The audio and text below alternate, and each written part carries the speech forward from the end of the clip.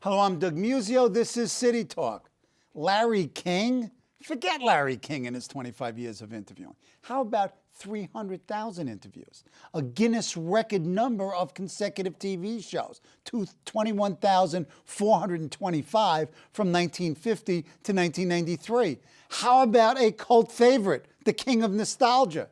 From a regular Joe to a living legend. A guest again this week on City Talk.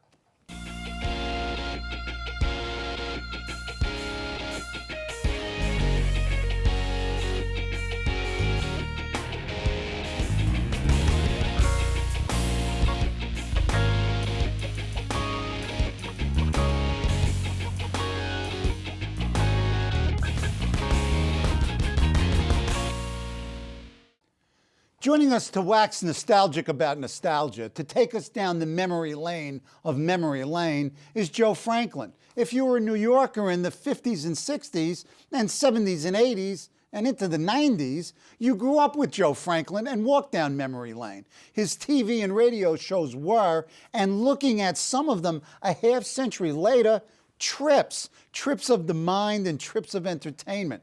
Joe, welcome back. We had a great time last show.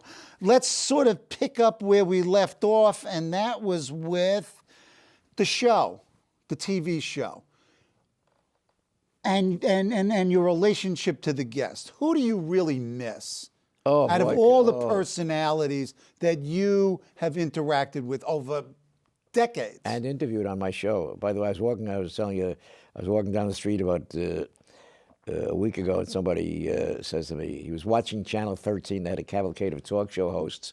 He saw Johnny Carson, Mike Douglas, and Mike Douglas, and Merv Griffin, and Jack Parr, Steve Allen, but no Joe Franklin. You know what I said? Unconscionable. They're all dead. That's right. You outlived them all. Walking and talking. The ones I miss are those that I just mentioned, and of course, I miss Jack Benny. Jack Benny, he was on my show so many. He told me one time, you know, when Franklin D. Roosevelt needed laughter or cheering up, he would send for Eddie Cantor. When Harry Truman needed laughter, he would send for Jack Benny to come to the White House and tell him some jokes. So one time, Jack Benny goes to the White House, and he's carrying his violin case. So the security guard says, "Mr. Benny, what's in that case?" He said something he shouldn't have said. He said, "It's a bomb." So the security guard says, "Oh, thank God, I thought it might be your violin." So Very funny. I miss Kate Smith. As a person, as a guest? I used to write a radio show every day, 5 days a week, called Kate Smith Sings, from my records, from my Kate Smith archives. And she would talk with her manager, Ted Collins, and then she would invite me to her house, and she would sing God Bless America to me privately, which was a thrill.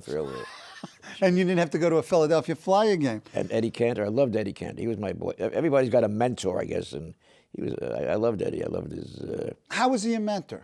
He was, I used to lie and say he was my uncle. He wrote me a letter saying, "Stop saying you're my uncle. I'm your uncle. I'm not your uncle." But we got friendly, and I wrote his radio show called Eddie Cantor's Show Business. Okay, I mean, we didn't do enough history last time, and you sort of were piecing it together. Where do you start in your showbiz career, if you will? Well, I wanted to be a journalist. I went to Columbia University for a couple of years, and because my father, when my father was a kid, he used to write on a newspaper called The Evening Mail. He had the desk alongside Ed Sullivan, who was then a sports commentator, a sports writer in those days.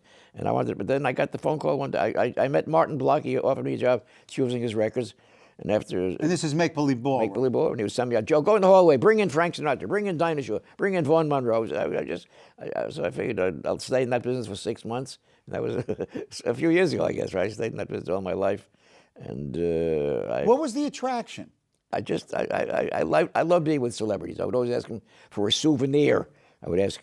I got tie clips from George Raft. I got Mickey Rooney's Andy Hardy outfit. Oh, wait a second. Okay, we have to then go to the archives and Joe Franklin's famous office, which has been written in, the Times, the Associated Press. You've been called the master or the maestro of mess. Of mess. I've seen you literally climbing over mountains of memorabilia. Talk about your office and your archives and when you're going to straighten it up. Well, on a semi-facetious note, I've got Rudolph Valentino's coffee cup from 1926 with the coffee still in there. No, but I've got maybe 1,078 RPM records of jazz, Louis Armstrong and King Oliver and And the 78s, as I recall, only had music on one side, right? At the beginning, right. Oh, God, I remember playing them. I'm getting old. You're a kid, and I've got Kate Smith, Rudy Valley. What other kind of memorabilia? I mean, you must have a museum. Why don't you have the Joe Franklin Museum? I'm very disorganized. I'm just a slob. I've got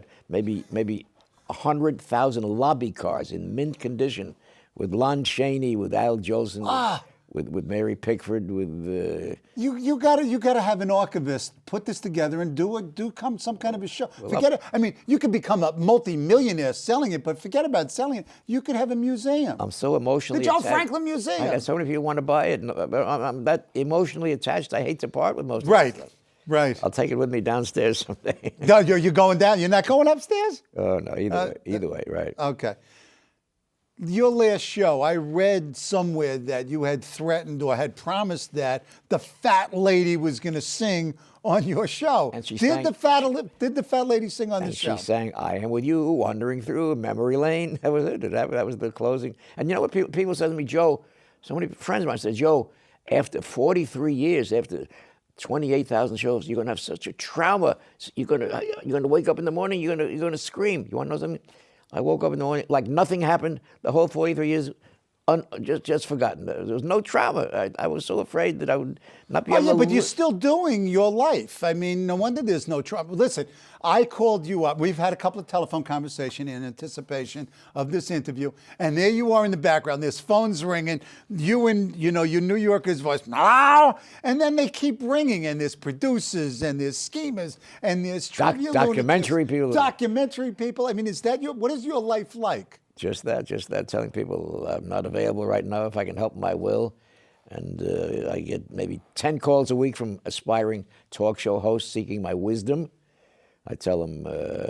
you could write a book. Wait, we could go into business. You could write a book on the secrets of talk show hosting. I tell them, number one, don't bump into the furniture. Hey. Don't leave your wallet in the dressing room. You can't give any advice. You just got to get out there and try and Okay, let's talk a little bit about that. Let's be a little bit analytical. What makes a good or a great host generally? I mean, number one is the likability factor. You got to have that face, that look. And number two, I tell them, get the plug for the book out fast, because they're always afraid maybe the interview is going to end and he's not going to plug my book. So I always got the book out, plug fast.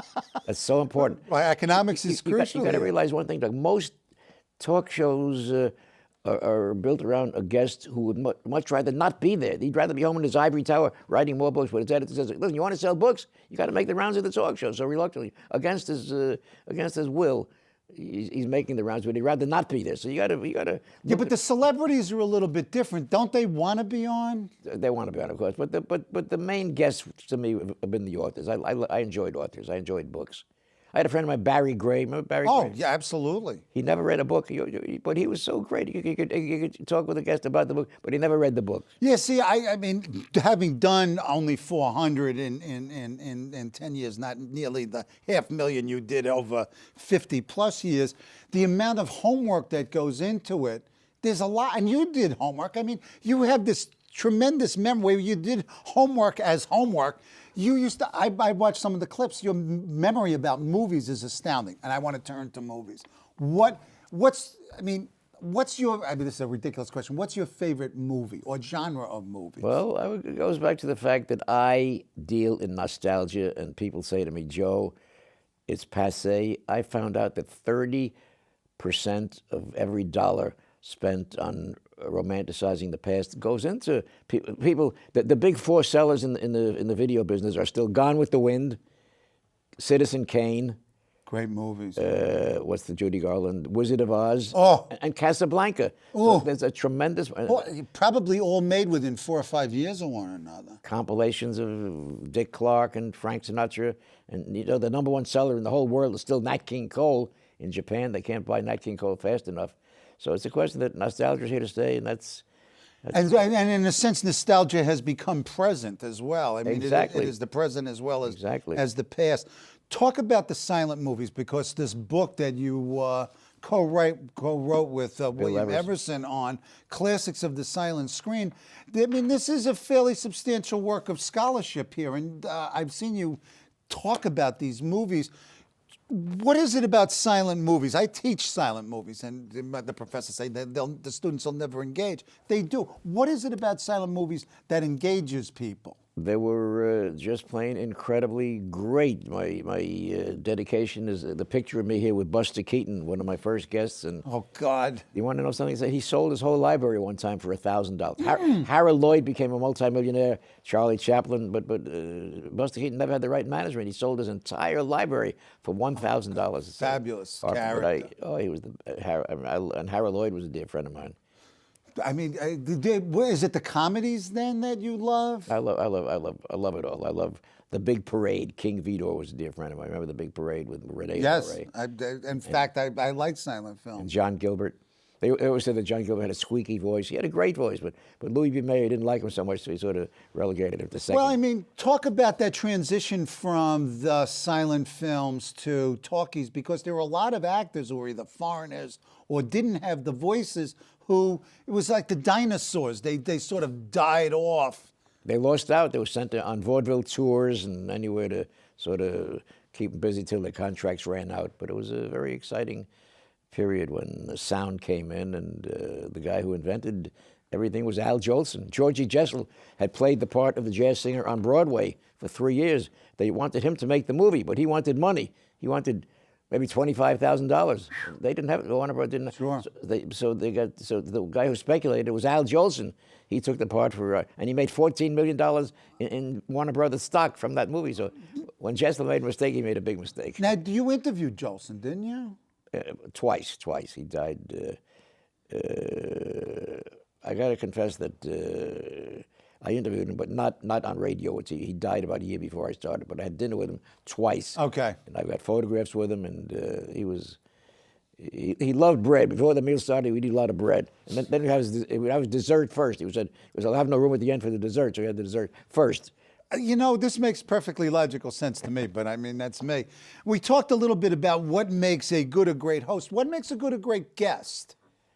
That's depends on the host. Again, you gotta stop thinking about the next question and just look in his eyes and hypnotize him, mesmerize him. Because I've seen so many shows where the guest he's thrown up in the air when the guy asks him something that's not even related to the last question. You got to keep the continuity flowing and just look in his eyes.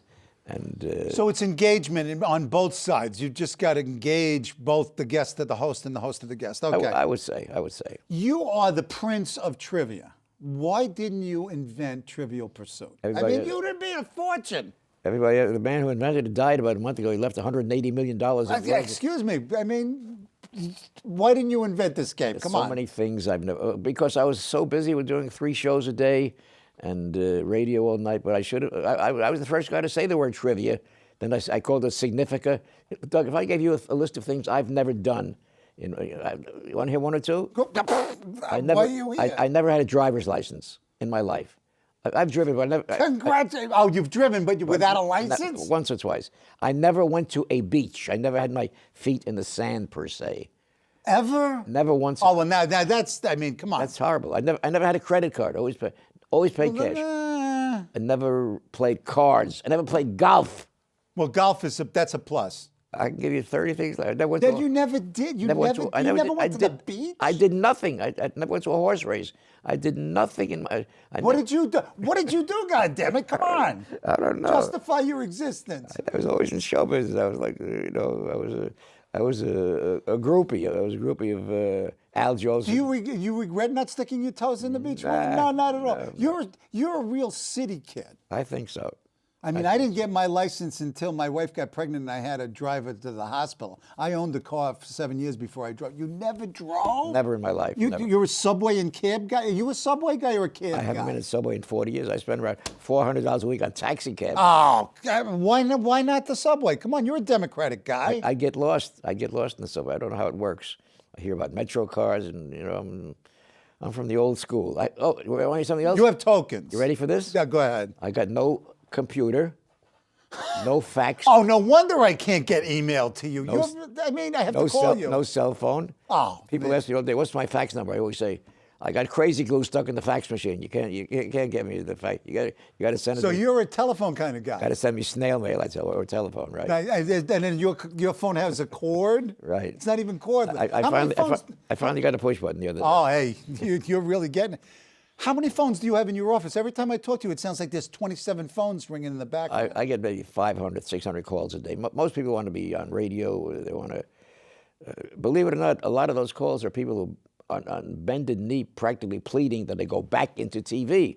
They've got Really? agents, stations, managers. They want to see another Joe Franklin show. They said they want to do an old-fashioned Joe Franklin show, sweet and pure, and so different from today where everything is mass production, quick. Does anybody do anything close to what you did? Now?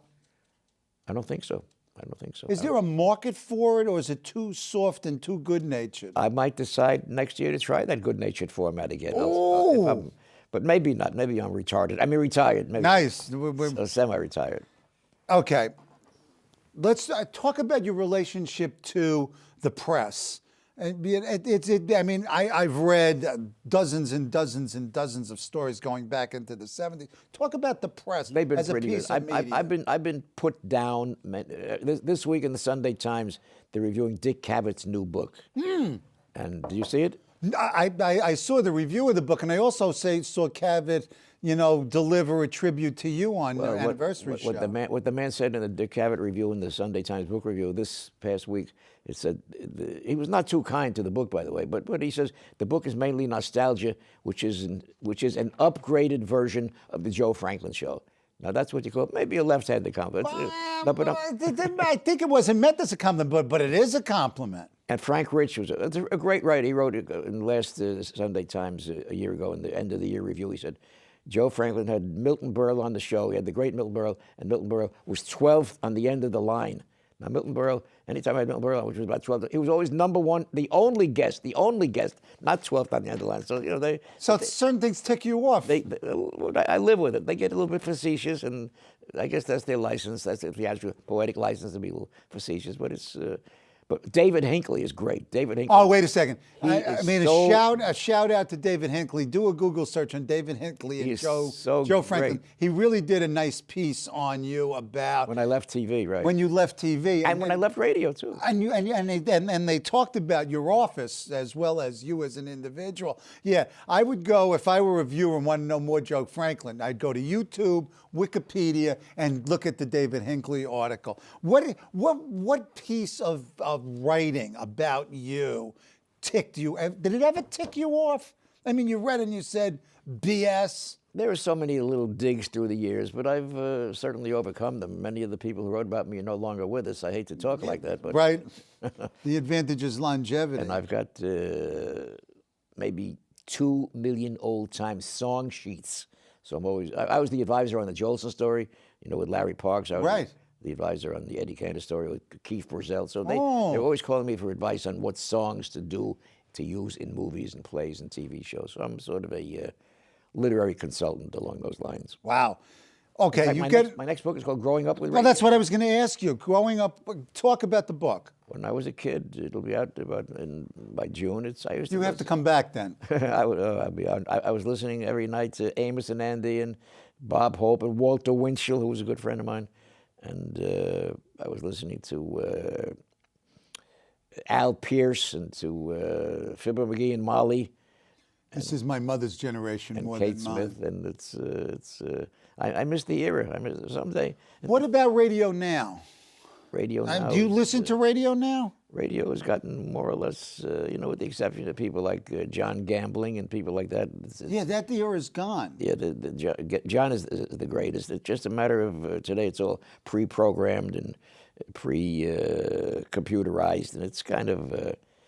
You can't knock it; it's still there to stay, but it doesn't bring in the revenue it used to bring in. And it's TV is certainly. What about just TV in general? The reality shows. I mean, there's one of the things that struck me about your show was its genuineness. What strikes me about a lot of both daytime TV and otherwise is it seems all staged, rehearsed, and phony. I mean, is that am I being unfair? On the average TV show, when somebody says, "How do you feel?" it says on a card, "Fine." People think it's all ad lib. It's not ad lib. It's all rehearsed. Every word is rehearsed. And it's just a question that the reality shows, they're popular, but I think I give them another couple of years. They're getting wilder. What do you see coming up? I mean, how do we entertain ourselves, or has it become so diffuse that we just don't know? Can't keep track. You can't keep track. Talk about radio versus television. You've done both forever. I mean, listen, I want to say something. I love radio, but you got to face it. A radio personality is what you would call a disembodied voice. okay. I love to be recognized. I just love to. A man says to me about a week ago, he says, Joe, I've seen you on TV, I've seen you in movies. Now I see you alive. Right. You actually exist. And one guy says to me a few years ago, he says, my TV set was on the bum. They told me, now I saw you. Now the bum was on the TV set. That was quite a tribute. Good jokes. I mean, yeah, you got good liners. Oh, these are what people said to me. I know, but they're still funny. So you like TV better. I think so. And you like TV better simply because you're You're more the recognized. focus? Yeah, you're more the. And the big reason that some TV hosts don't make it, they're too much in the dialogue. Millions of times, I knew the answer to something I asked the man, but I had to suppress it. Let him give it. Let him give the answer. It weakens me. It makes the audience think I don't know. I do know, but I want to let the man express. Talk about that. I mean, because I sit sometimes on both sides of the table, and I'm doing right now, in a sense, following in your footsteps. How did you avoid jumping into conversations? I mean, you really had an extraordinarily self-discipline, or you didn't need any discipline because you just weren't that way. It does irritate. It does hurt when you got to keep it back, but you just hold it back and let him give the answer. Don't be a wise guy. And the wise guy, my big kick is being the first guest on talk shows. I was the first guest with Conan O'Brien, like the man who invented the medium, or the media, or the technique. Gives some the new kid on the block gets the advice from the man who invented the talk. What's your advice? I told him. He says to me, Joe, what can be my motivation? I said, Coney, your motivation should be your paycheck on Saturday night. So it's economic. Yeah, right. Exactly. It's a business. How has the business changed, both TV and radio? You've been around a while, and the economics of the business have changed dramatically. I'll say what Mickey Rooney says. He's crusading all his life that those movie stars should get some residuals, which they don't get up until a certain year. So Mickey Rooney is one of several who, when he was the biggest star in the world, he was making maybe $500 a week. Judy Garland, when she made Wizard of Oz, was making $500 a week. So it's just a question of. That's my crusade. My crusade is to bring back the residuals for those, the biggest stars in the world. Dan Daly and people, they made $1,000 a week, and they were the biggest stars in the world. Today they make $31 million up front. Those salaries in the old days wouldn't pay for the first day of catering on a movie set nowadays. Nice. Who would you pay? Who do you pay for to see in the movies? I haven't seen a movie in many. I used to like Merle Oberon. Remember the name Merle Oberon? Oh yeah. You're talking about decades. What was the most recent movie you saw then? I got to probe this. Most recent one I saw was the story about Betty Page, the famous model. Oh God, you got me beat. I saw one about Steve Reeves. Oh my God. Okay. So your driving experience and your recent movie experiences are just about the same. You haven't seen it. Why not? I'm a first night critic. I do go to see the Broadway shows. Okay. And I want to see one called The King's Speech or The King's English. Right. Have you seen it? No, I have not. I but hear it's supposed to be really good. They say it's going to win the Academy Award. And I'm involved. Do you remember any movies past 1970 that you liked? No, for me, the world ended about 1934. No, that's not true. I'm only kidding. But I'm looking forward to my next book. And I've got a new one. When is it going to come out? In June. I got a new one out now called The Joe Franklin, The Great Entertainment Trivia Game, which is a paperback. Go ahead. What's the concept here? It's like a new activation. It's a very complicated format, but it's fun. And my book, my big one for Simon & Schuster, was called Up Late with Joe Franklin. Right. Which is, right. No, I mean that's one, sitting on my desk. And this one, I as a matter of fact, this one's got a little pencil marking since I've used Classics of the Silent Screen. Yeah. Made a man named Lyle Stewart into a millionaire. Very different. He was a famous publisher who died recently, and it goes on forever and ever. Your favorite silent again? My favorite silent ever would be, I would say, The Big Parade with Rene Adore and John. Yeah, he directed that. And What is it about the big parade that you love? I mean, I gotta find out about this love of silent movies. this hero goes into the war and loses. He falls in love with a French lady, and he loses a leg in the army, and it's tearful when he's got to say goodbye to her. Comes back to the United States, and his fiance doesn't like him anymore, probably because he lost his leg, whatever the reason, maybe. So he goes back. It just makes you tear your heart out that he goes back to marry the French girl that he left. And Recall your last TV show. What was it? it was. And who was on? It was a compilation of everybody that I loved. It was like Larry King's. I had Bill Cosby, of course, and Bob Hope, and Jack Benny, and Richard Nixon was a big fan. He used to come from Saddle River and sit in my audience. Just sit there? That's right. What a flip. Yeah, What was it about Joe Franklin that Richard Nixon liked? I don't know. He gave me so many autographed pictures, and he wanted to move into an apartment house in the city, and a certain man who is no longer with us wouldn't let him move into. He was on the board. He said he doesn't want Nixon in his house because the elevator will be crowded all the time with Secret Service men, and That's right. I mean, that's a real problem. Who else? Who was on that last show? I had. Let me just think now. I had Mickey Rooney again. Oh God. I had my longtime anchorman, fellow named Richie Ornstein. Right. You know Richie, and I Yep. had. It was just a fantastic. What was the feeling? I felt, I mean, when you started the show and when you ended it, what did you feel? You know something? That's a great question. I just felt absolutely nothing. I opened the show and closed the show the same way. I said, I'll be back very soon. And I said, I did a little reminiscing. I reminisced about a show I did when I was a kid called Memory Lane Jr. We were sponsored by Flavor Straws. You no longer, you would suck I remember Flavor Straws. I love strawberry. strawberry and Come chocolate and vanilla. And I just opened the show and I said, I'll be back soon. And had a lot of newspaper reporters there, and they were crying. I didn't cry. It was just one more day. Will you be back soon? Last question, yes or no? Are we going to see Joe Franklin? I probably will. Meanwhile, I'm very happy on Bloomberg Radio. I do these interviews there. Yeah, no, that's fun. And it's been fun chatting with you. And it's, Excellent. Excellent. My special thanks to the great Joe Franklin for being a guest on the show. See you next week.